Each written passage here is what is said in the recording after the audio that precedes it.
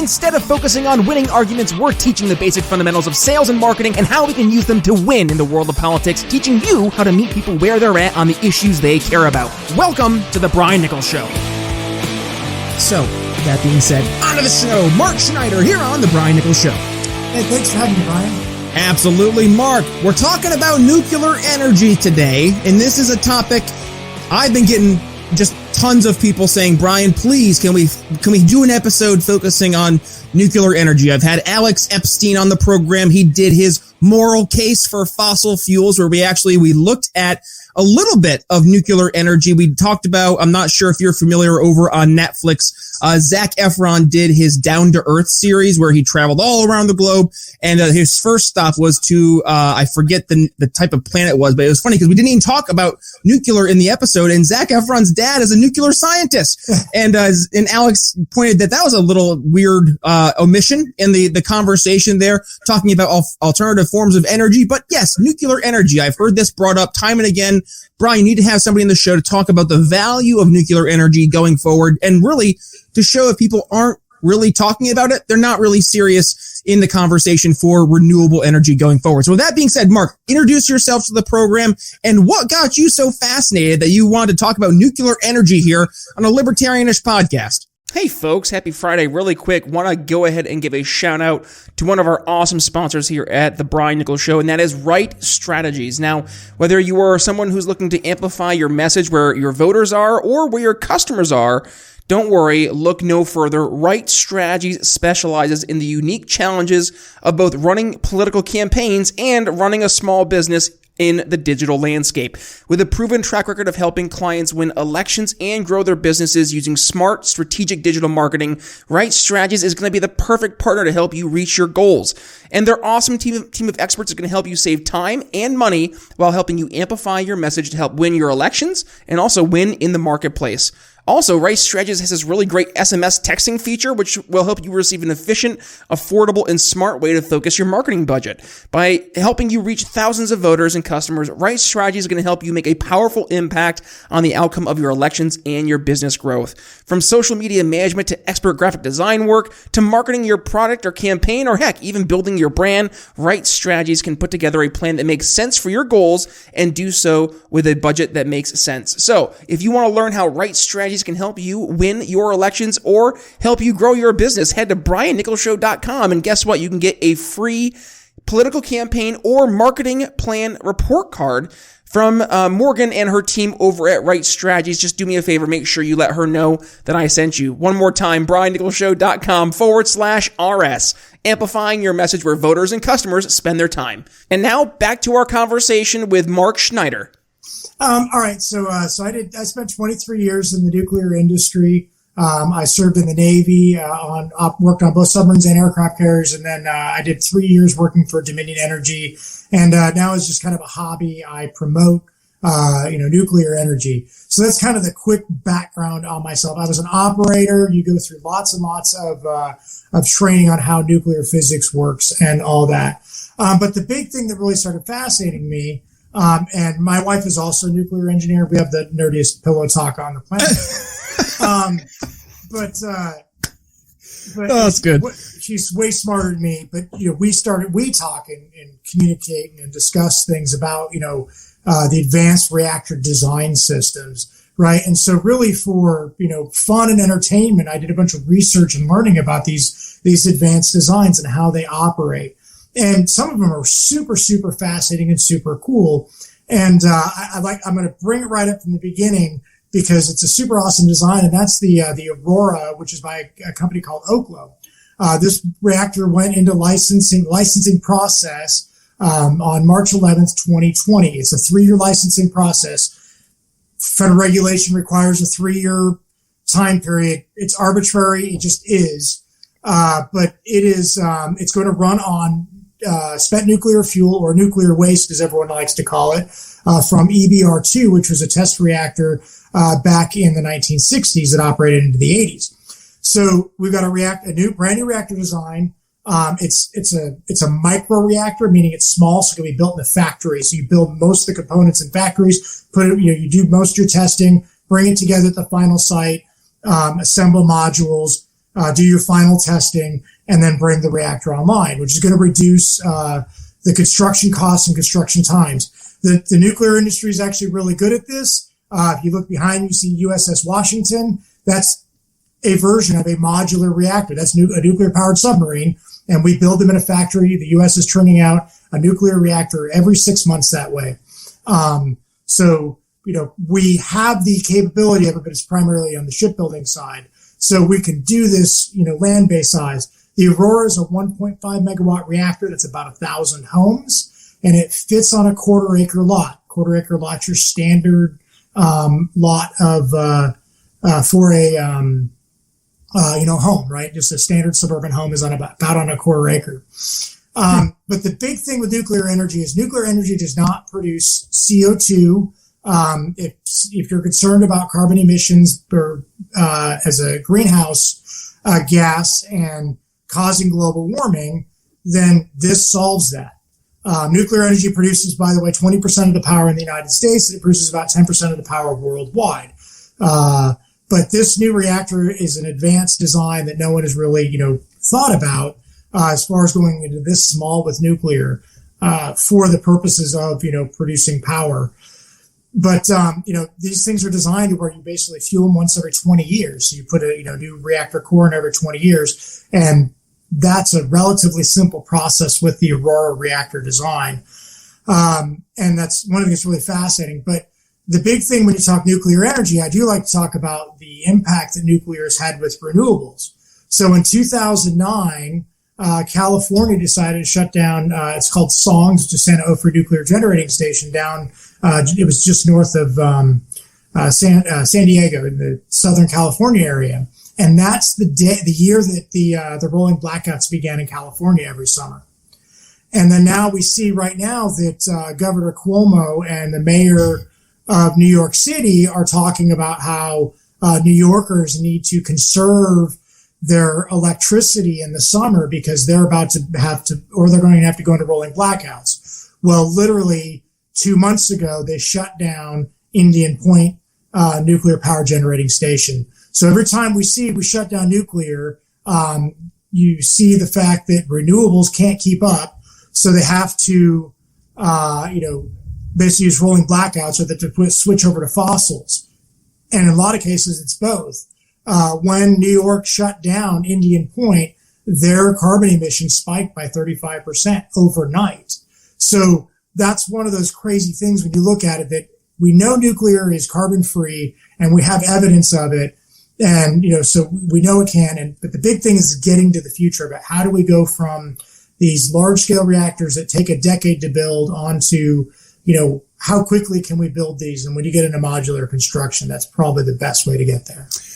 Wow, that's a lot of notes to start off. So usually my paper I have here for my trusty notes when I'm going through and trying to recap episodes and stay up to date with what we're talking about it's usually going to take about 25 minutes to fill a page. I think I have a full page right now in the first 5 minutes. So that's impressive because you're going through, and let's kind of start off here from how we approach things at the program through the sales-based lens, right? Solutions-based selling particularly. And in this really way you've outlined what nuclear is and the impact that nuclear has already, and then showing the impact that we know nuclear can have. And you're starting to touch on a lot of, I say really number one, the number one objection I've seen about nuclear is the safety of nuclear, particularly in the waste of nuclear. Not only does this Aurora from Oklahoma run on nuclear waste, but it lasts for 20 years. That's fascinating. That's incredible that the technology is to the point now where one of the main objections that I remember hearing is now being resoundingly answered. So I would say, number one, that's a great way to overcome that objection. But let's be real, Mark. There's going to be folks out there who are going to be fighting tooth and nail against nuclear. So what are some of those common attacks that you hear from folks who say, no, nuclear is not the way to go? What's their argument? So the arguments usually come into nouns, and it's two nouns, and it's Chernobyl and Fukushima because of the accidents. Chernobyl was terrible, killed 51 people. You have the area of Pripyat that is now an exclusion zone. Fukushima, we melted down 3 reactors, destroyed a total of 4. And I say we because I own that as part of the industry, right? I use we in this, and that I'm going to own my failures. But we have to look at it. Those were, 1960s design reactors. And Chernobyl is the big one. What about Chernobyl? I said, well, Chernobyl didn't have a containment structure. So the containment, if it had one, it would have worked as designed. It would have kept, the explosion that occurred because they had a steam explosion. And then with Fukushima, if we'd have let the operators at TEPCO, the Tokyo Electric Power Company, if we'd have let them actually do their job and not require the government to say yes to a bunch of things, those reactors wouldn't have exploded. Time out. Explain that. I'm curious. What do you mean the government not letting them do their jobs? What did the government do in Fukushima there, not letting them do their jobs that could have prevented it? So when in the United States, the shift manager can release radioactive gases into the atmosphere because they have the health and safety of the public at the forefront. They don't have to ask permission. They're going to do it, and the government's going to respond based on the way the plant operates. That's how the U.S. does it. In Japan, in order to do that, they have to get permission from government entities. And so they didn't get the permission to vent off the gas. And because the reactor was generating a bunch of hydrogen gas, it built up, and you basically had 4 little mini Hindenburg, well, actually macro Hindenburg explosions, right? So you have 4 hydrogen gas explosions. Casual. No big deal. Thanks, government. Isn't government great? Sorry, I didn't mean to interrupt your train of thought. I thought that was important to make sure we focused on. That's great. And then the other government intervention with both those events is that, they have these forced evacuations, right? They have got themselves and the public so afraid of radiation that you can't be anywhere near it. Radiation is bad. Radiation is bad. But there's a band. There's actual studies that say that if you don't get enough radiation, you will actually die of cancer at higher rates than people who do receive radiation, right? Your body has to develop a defense mechanisms against those cancer cells that are produced in your body. You have to find that right band. And I'll tell you, the airline industry actually has higher rates of cancer due to radiation exposure than the nuclear industry does. Because pilots fly, they get a lot of solar radiation. But it's natural, right? We always hear, well, it's natural. It's natural. Well, you know what? Cyanide is natural too, but I'm not going to go around, inhaling a bunch of cyanide, right? So we have to understand that just because it's natural doesn't mean it's good for you. So an understanding of the different aspects, of how radiation works and all that. And I've gone way into my train of thought. So you want to steer me back where I need to go? Yeah. No. So we'll go back because the common objections, right? You started to touch on the first being Chernobyl, Fukushima. So those being tossed out. And then you started talking about more the radiation being bad. What other objections do you see going through the industry in terms of people standing against nuclear energy? So the other one is cost. And we've already discussed that with the modular construction, right? So once you get modular construction, it drops the price, and we know it drops the price. We've seen it in the industry. It's just no one wants to listen to the fact that we do it on submarines all the time. And then the big one, like we talked about, is the waste. And a lot of people, because the waste lasts a long time, right? But it's highly controlled. Nuclear waste has killed exactly 0 people on planet Earth, right? And people don't realize that. You can walk up to you could go up to the Trojan power station, what's left of it, right? Trojan shut down in the 90s. And they're literally all that's left is the switchyard and the casks that contain the nuclear waste, the spent nuclear fuel that Oklo can run on. And you can walk up and hug those things and no problem, right? It's when you got to pull these things apart. They're difficult to pull apart, So, and the waste, they get talking about terrorism. And I'm like, you know what? If I'm a terrorist, I'm not going to a nuclear site to get the waste. I'm going to a hospital to get radiation therapy treatments, right? Radiotherapy treatments, because there's less security. It's easier to handle. It's portable. It's designed to be portable. Nuclear waste is not designed to be portable. It's designed to be the opposite of portable. So that's the other thing. And the other thing, well, it's going to stack up the quantity of it. So again, we talked about time, how big they are, how much waste they generate. We haven't talked about the fuel density, right? A gummy bear of uranium contains as much energy as a ton of coal, right? So a giant mound of coal, like like 3 rail cars worth of coal, and I might have the numbers off here, is equal to 1 gummy bear. Your lifetime in a traditional nuclear reactor can be powered off of 1 soda can's worth of uranium.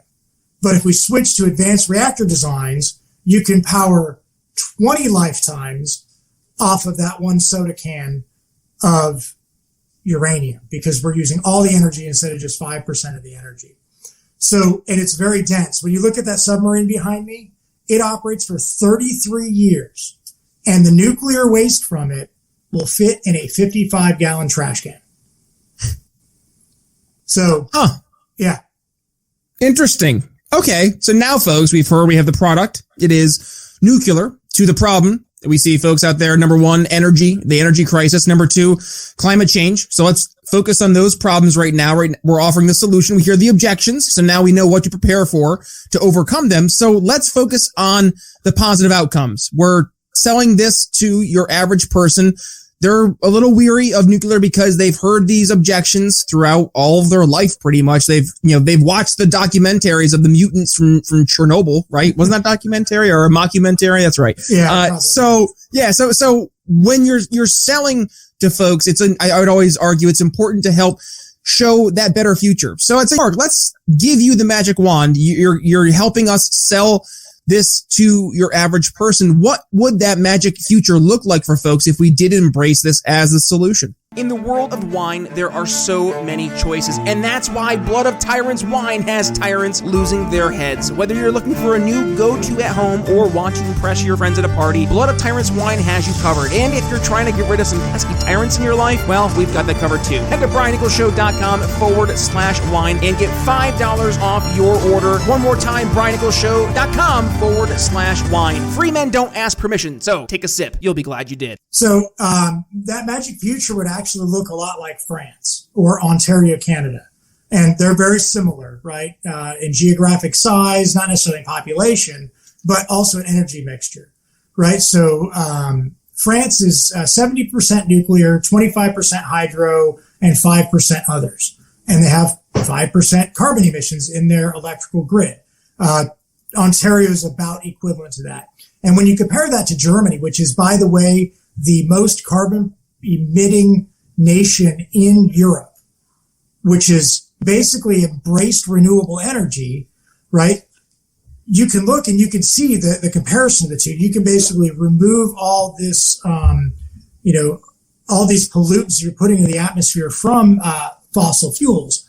But the other thing when you're looking at nuclear energy is that nuclear energy actually has a great safety record. If you look at the amount of deaths per unit of energy, nuclear has the lowest except for solar farms, right? And that's including Chernobyl. Wow. If you exclude Chernobyl, it becomes the lowest by a long shot. And part of that is the way the industry works. You have a government regulator, and there are pros and cons to using the government in this. But you have a government regulator that basically sits at the site, making sure that the operator, or ensuring that the plant is following their safety protocols. They're using, all the, meeting, not just the nuclear aspect, but safety aspect, right? The number one killer of people in the wind and solar industry are falls, right? They're not wearing their proper safety gear. The United Kingdom is killing a person a month off of wind turbines alone. Right. Whereas the nuclear industry, it's, I don't like talking about the death rate because this is a scary thing. But the fact is the nuclear industry strives to actually get that to zero, whereas wind and solar's death is ramping up. In the United States, roofers, the roofing industry has seen a 15% increase in deaths due to rooftop solar installation. Right. So the fact is that when you look at wind and solar, they're not the safe things that everyone wants to talk about. They're actually extremely dangerous because they're not very regulated. They don't have someone going around and watching them do that. Because half the time you go out to a wind farm, I have friends that they got out of the Navy and went and worked in the wind industry because the pay is great. But they're climbing up on these 300, 600 foot tall wind turbines by themselves, there's no one within miles of them.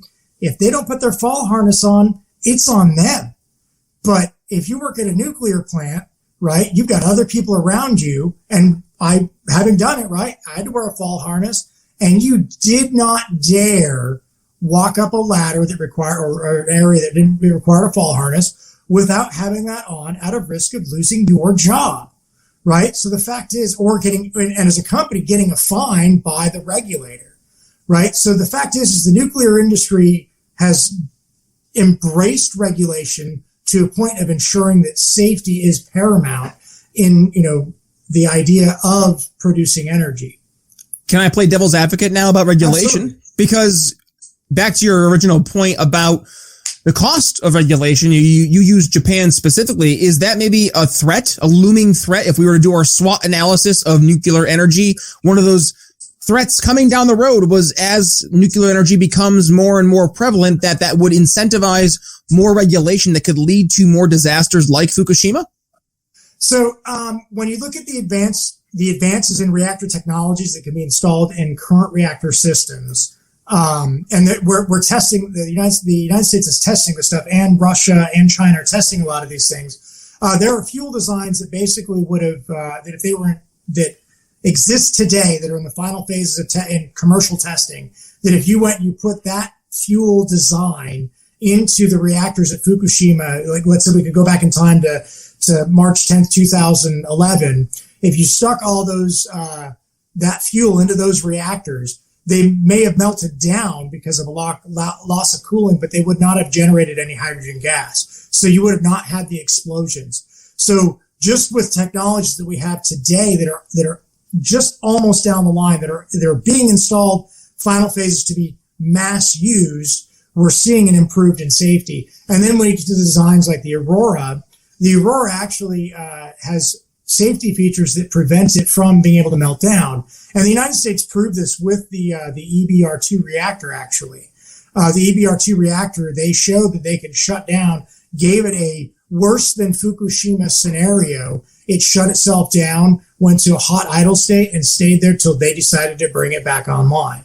So when you change the designs of reactors, going away from water as your cooling, you actually develop a better safety margin. And that's one of the big arguments, the advanced nuclear arguments, like, well, but what about sodium? Sodium's explosive. And I'm like, well, yeah, okay, liquid sodium is explosive if it gets in contact with water, but you put nitrogen blankets on these things, and it's really not, there's actually never been an issue of a sodium explosion at a nuclear power plant. And by the way, Russia operates several of these on their submarines, and they have large-scale commercial reactors that operate using sodium coolant. You just haven't had them get tested against aliens, have you, Mark? Aliens, or I like to think of velociraptors with freaking laser beams on their forehead. Like that's either way. That's the big thing. There's a famous article, at least nuclear famous article, talking about what happens if you were to breach a nuclear power plant and try to swim down to touch or what would happen to your body if you were to swim into the spent fuel pool where the spent fuel is stored until it's into long-term storage. And it talks about the effects of the radiation. But the very last line of the article says, but don't worry, you wouldn't make it past the first 2 feet before your blood basically filled the top of the pool as you were, riddled with bullets from the security guards.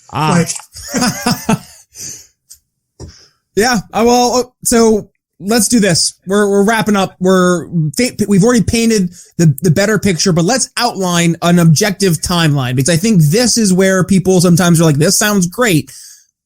Will I ever see this actually happen? You're talking about the Aurora. It's actually out there. It's a product that is now going into production. We're seeing it being embraced. So what's the timeline look for this nuclear future? Is this something we're going to see 5, 10, 15 years, Mark? So right now it's looking like spring of 2023 that Oklo should be breaking ground on their first Aurora in Idaho in spring of 2023. Also, another company, NuScale, does a more advanced design of a traditional reactor that's modular, smaller than the current large-scale reactors, and they've got a 12-unit facility that they're going to break, also in Idaho. They're going to break ground on as well, right around that same time frame. Wyoming is in the process of changing legislation and working with TerraPower to build a test reactor design there. There are three other government sites that are selected for advanced reactor designs. The Russians broke ground and are building a brand new fast reactor that's going to run on nuclear waste out I think it's in more of the central area of Russia. I don't know specifically.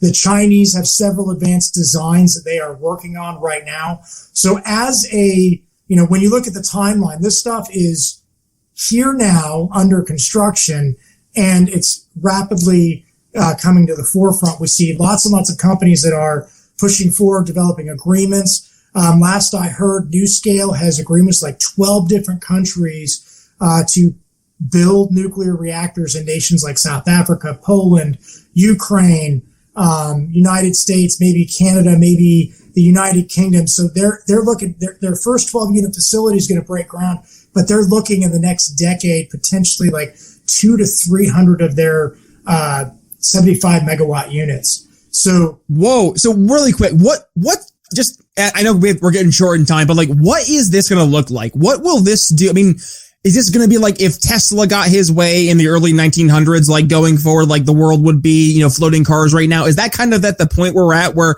if we get this nuclear energy changing the way that we look at energy, goodness, the sky's the limit?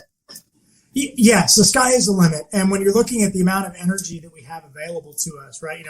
Everyone talks about, how fuel's going to run out and all that. It's like right now, I think there's enough in a available uranium reserve for like 80 years. That's without, sourcing new uranium.